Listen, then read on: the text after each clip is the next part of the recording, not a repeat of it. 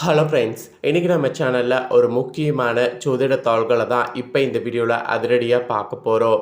August 12 கரெக்டாக பார்த்தீங்கன்னு வச்சுக்கோங்களேன், ஆடியோட 27 புதன்கிழமை ஆடி அமாவாசையும் சூரிய கிரகணமும் இணைந்து வருது.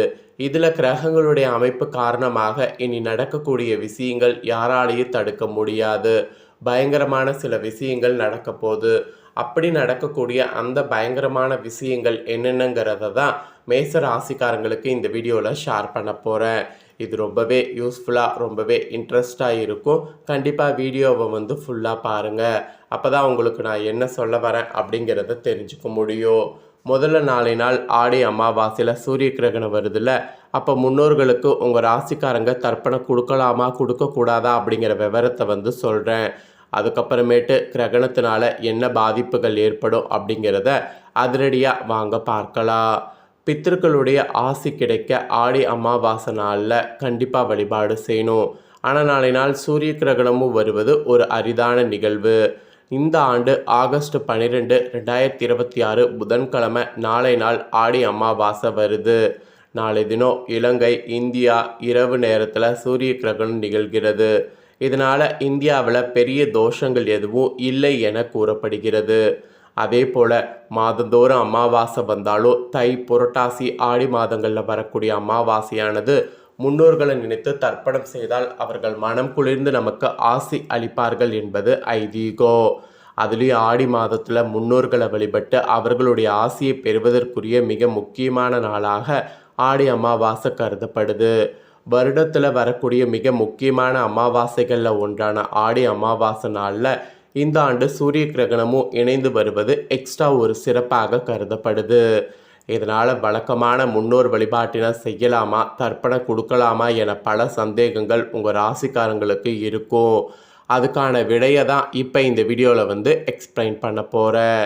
இந்து சமய ஆன்மீக வழிபாட்டில் சூரிய கிரகணம், அமாவாசை ஆகிய இரண்டுமே மிகவும் முக்கியத்துவம் வாய்ந்த சக்தி வாய்ந்த நாட்களாகும்.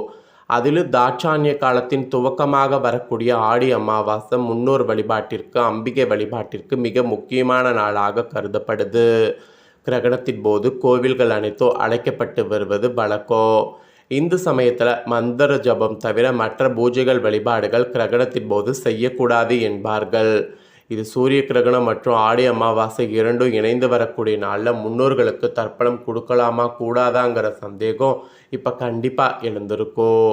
ஒரு வருடத்தில் வரக்கூடிய அமாவாசைகளில் மிக முக்கியமானதாக கருதப்படுவது தை, ஆடி, அப்புறம் புரட்டாசியில் வரக்கூடிய அமாவாசை. மற்ற மாதங்களில் வரக்கூடிய அமாவாசைகளில் முன்னோர்களுக்கு தர்ப்பணம் கொடுத்து பித்ருக்கடன் நிறைவேற்ற முடியவில்லை என்றாலும் இந்த 3 அமாவாசைகளில் தவற விடாமல் அவசியம் தர்ப்பணம் கொடுத்து முன்னோர் வழிபாட்டினை செய்ய வேண்டும்.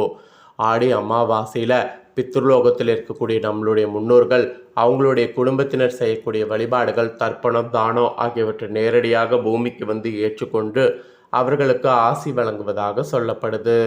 அதனால் ஆடி அமாவாசை பித்ருதோஷம் உள்ளிட்ட மிக கடுமையான துன்பங்களிலிருந்து விடுபடுவதற்கு ஒரு ஏற்ற நாளாக கருதப்படுகிறது. ஆக்சுவலி சூரிய கிரகணம் நாளை நாள் இரவு நேரத்தில் வருகிறது. இதனால் கோவில் நடை அடைப்பு போன்றவை நாளை நாளில் பெருசாக இருக்காது. பொதுவாக அமாவாசை நாள் அன்னைக்கு சூரிய கிரகணம் வரும். ஆனால் இந்த டைம் ஆடி அமாவாசையில் வருவது ஒரு எச்சரிக்கை. இருந்தாலும் இரவு நேரத்தில் ஏற்படக்கூடிய சூரிய கிரகணத்தால் தோஷம் எதுவும் வருமானு பார்த்தா ஏற்படாது. இதனால் வழக்கமான முறைகளில் முன்னோர்களுக்கு தர்ப்பணம் கொடுத்து வழிபாடு செய்யலாம். கிரகண நாளில் வரக்கூடிய அமாவாசை என்பதால் இது மிகவும் சக்தி வாய்ந்த நாளாக கருதப்படுது.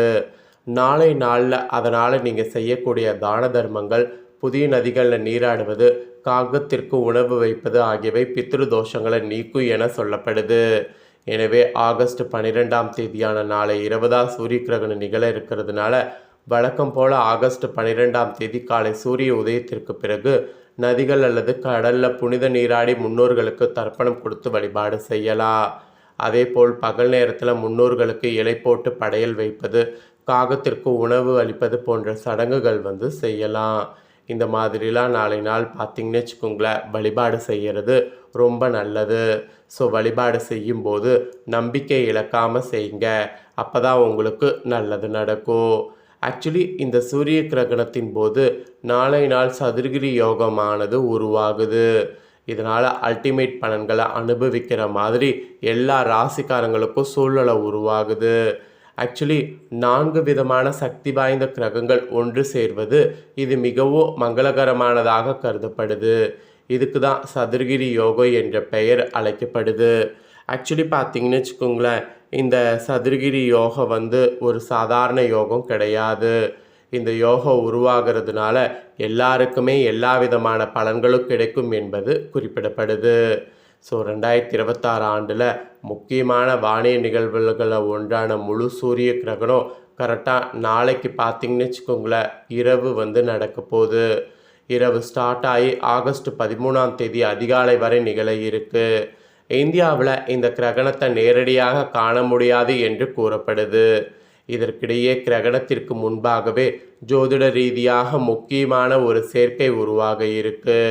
அது என்னன்னா, கடக ராசியில் வியாழன், புதன், சூரியன் மற்றும் சந்திரன் ஆகிய 4 கிரகங்களும் ஒன்றாக இணைந்து சதுர்கிரி யோகமானது உருவாகுது.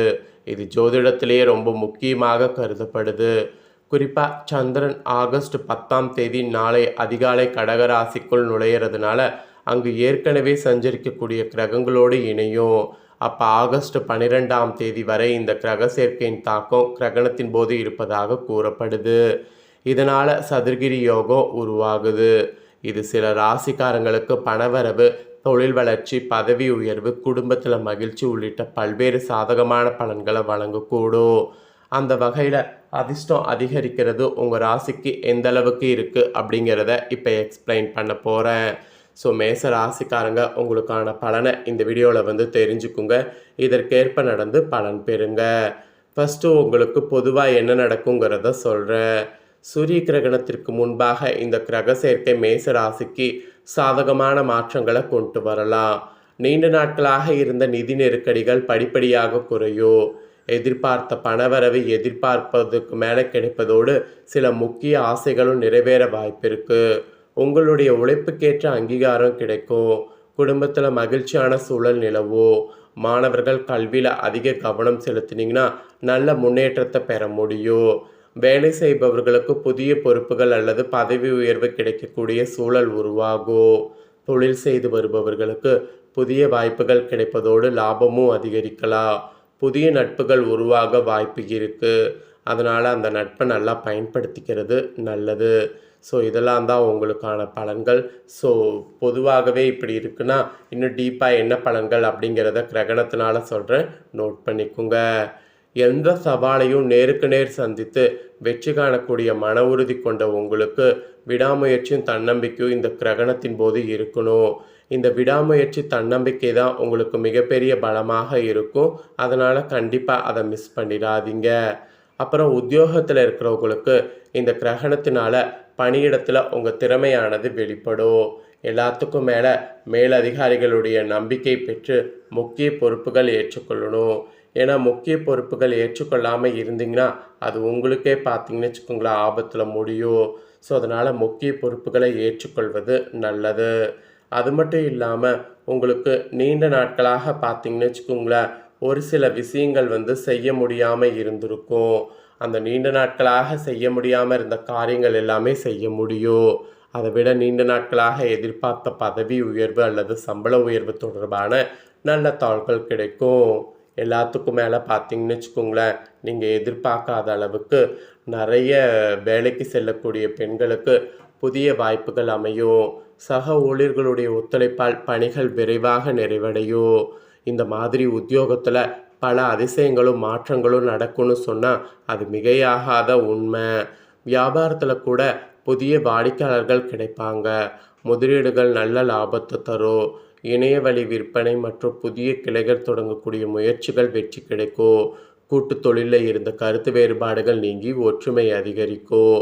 ஸோ இந்த மாதிரி பல மாற்றங்கள் பல அதிசயங்கள் உங்களோட ராசிக்கு நடக்கும் என்று சொன்னால் அது மிகையாகாத ஒரு உண்மை. ஸோ உங்களுக்கு என்ன மாதிரியான மாற்றம் ஏற்படும், அதை நீங்கள் எப்படி கொண்டு போகணும் அப்படிங்கிறத எல்லாமே தெளிவாக உங்களுக்கு ஷேர் பண்ணிட்டேன். ஷேர் பண்ணதை தெரிஞ்சிருப்பீங்க. தெரிஞ்சதுக்கேற்ப நடந்து பயன் பெறுங்க. இதை நீங்கள் பார்த்தது போல் உங்கள் ஃப்ரெண்ட்ஸ் ஃபேமிலி இருக்கவங்களும் பார்க்கணும் அப்படின்னு நினச்சிங்கன்னா வீடியோ லைக் பண்ணி உங்கள் ஃப்ரெண்ட்ஸ் ஃபேமிலிக்கு ஷேர் பண்ணுங்கள். உங்கள் ஃப்ரெண்ட்ஸ் ஃபேமிலியில் இருக்கவங்களும் பார்க்கட்டும், அவங்களும் மேச ராசிக்காரங்களாக இருந்தாங்கன்னா பயன்பெறட்டும். இதே போல் புதிய தகவல்களை தெரிந்து கொள்ள சேனலை சப்ஸ்கிரைப் பண்ணுங்கள், கூட பெல் பண்ண ப்ரெஸ் பண்ணுங்கள். நெக்ஸ்ட்டு சுவாரஸ்யமாக இதே போல் வேறொரு வீடியோவில் உங்களை சந்திக்கிறேன். சப்ஸ்கிரைப் பண்ணி சப்போர்ட் பண்ணுங்கள்.